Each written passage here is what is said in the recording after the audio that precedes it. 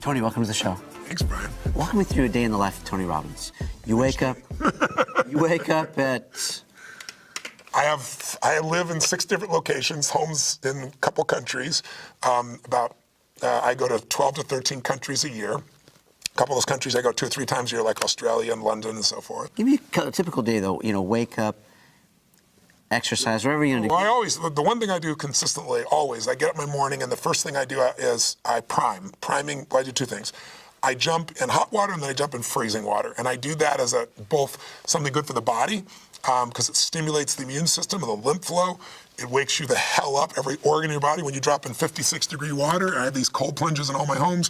And in my home in Sun Valley, Idaho, I have the river. So if it's snowing, I literally go on the river every day.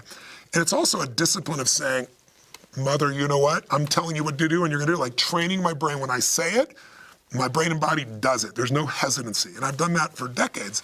So it's vibrant. And then I do 10 minutes of what I call priming.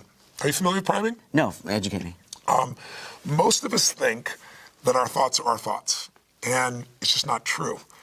We're unconsciously influenced by so many things in our environment, and then our thoughts get triggered from that. I don't wake up saying, wow, I'm just going to naturally feel good every day. I got 3 hours sleep last night. I don't wake up feeling that way. So today, I flew from the East Coast doing all this media, got here really late.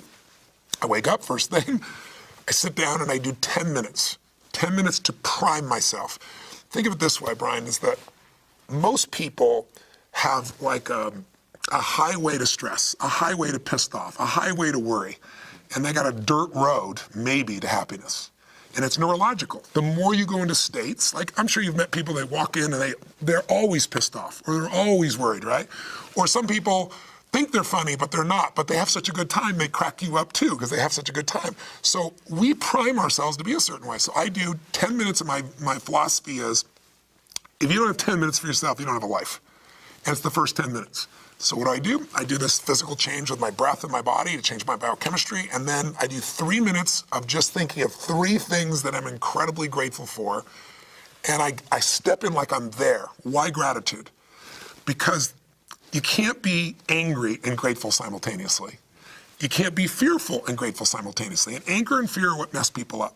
So I literally wire myself for it, and I make sure one of the 3 things is something easy, like the wind on my face or the look on my child's face or something, so I don't have to have a mountain of achievement to really feel that gratitude. Then I do 3 minutes of prayer for healing of my own body, my own life, any problem being solved, prayer for those around me, my clients, people. And then I do 3 minutes of what I call my 3 to thrive, which is what are the 3 things that I'm most committed to achieving that I think will have the most value, and I see and feel them as done. And I say 10 minutes, but it usually feels so good. I go 12, 14, sometimes 18 minutes. But then I'm wired, and by doing it every day, you literally train your nervous system, this is what it's going to be like. And so it's my equivalent of watching the creativity component, or my equivalent of, taking the hot coffee versus the cold coffee. Yeah, so using my example, my alarm goes off. I should get up, get my clothes on, and go running. Yes. I don't feel like it, so sometimes I climb back in bed. Yes. It's too cold, or I don't feel like it. Yeah. Whatever. How long should that process take before I'm wired to love to go out and run? Well, if you make it one of your 3 to thrive, it's different for everybody. But my guess is less than a few weeks, if you really did it, you're going to have so much internal desire. I mean, think of it this way: there's 2 types of motivation. There's push and there's pull. If you're trying to push yourself, which is what you're doing with your running right now, I'm glad to see the shoes on and getting you ready for it. But if you're trying to push yourself to run, there are going to be days where you do it and days you're not, right? And you're going to, sometimes you might beat yourself up about it, or, tell yourself you should, but you still don't. If it's pull, there's something out there you want so much. Pull is 100 times more powerful than push, because push wears out. Pull does not. And if you can find a pull that is spiritual, emotional, relationship-based, something that's tied to your identity, where this is who I am. Like, I never have to push myself to get on stage to do 50 hours in a weekend, which is incredibly grueling. I'm pulled to it because I'm made for this. I know this is what I'm made to do and create. I know magic's going to come out of this. So it's not a push. And so it's truly, people say, how do you get yourself to do this all the time? It's like, I don't get myself to do it. I'm pulled to do it. You've been through a lot. Yeah, we all have. I guess what I want to know is, now that you've had a certain level of success and achievement, you work with great people, is it easier to start something new now because, you know, you have this hindsight or experience? Or was it easier back then when you had a shorter distance to fall or fail?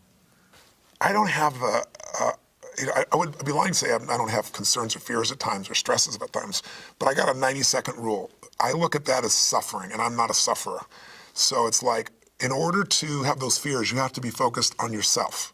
You have to obsess about yourself, like, I might fail, I might lose something, I might have less of something, I might never achieve something. And that's what the brain does. So I just don't put up with that crap. You know, it's like, it's not like I'm this superhuman positive guy and don't have bad or tough times. It's just like, I'm an athlete. You know, when you build your muscles and you use them over and over again, they get bigger, and what was hard is now easy. And I believe that psychological muscles, spiritual muscles, emotional muscles, courage is, you don't use it, you lose it. You use it more, it gets stronger. And all of a sudden people will go, wow, how do you do that? You know, I built it like you can build any muscle. You know, faith is a muscle. Unused, it gets weaker, it doesn't get stronger.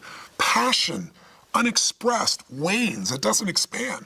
So for me, I find it easier today because I'm more wired than I was ever before. I don't mean wired like just pumped up. I mean like I have been through so much shit in my life, as most of us have been, and I've run so many companies. I face so many challenges. I mean, I have companies, 18 companies. We do $5 billion in sales. 12 I actively manage, and they're like a resort in Fiji, and then there's a coup. You know, it's like, you're losing $1 million a month. What am I gonna do? You know, I figure out how to get through that. And then I've got, you know, partners in a vitamin company, nutrition company, and it was $250 million, and one of my partners went bankrupt, and it was joint and several, and so now I'm on the hook for, you know, $150 million, you know, it's like, and I didn't have 150 at that time. When you make it through all those elements, you develop a level of certainty that says, I'll find the way, I'll be guided, there's a higher purpose in this, and I'll try something that doesn't work, so I'll try something else, and you just keep shifting until you get there. So for me today, it's easier. Plus, as you get smarter, you know, all of us as we get older, hopefully, if we keep growing, not every, you know, some people say, I got 10 years of experience, and I look at them and go, no, you got 1 year experience you did 10 times, right? You haven't grown in 9 years, right? I'm very direct and honest with people. But if you really have grown, you can do more with your pinky 20 years in, 30 years in than I used to be able to do using every resource I had.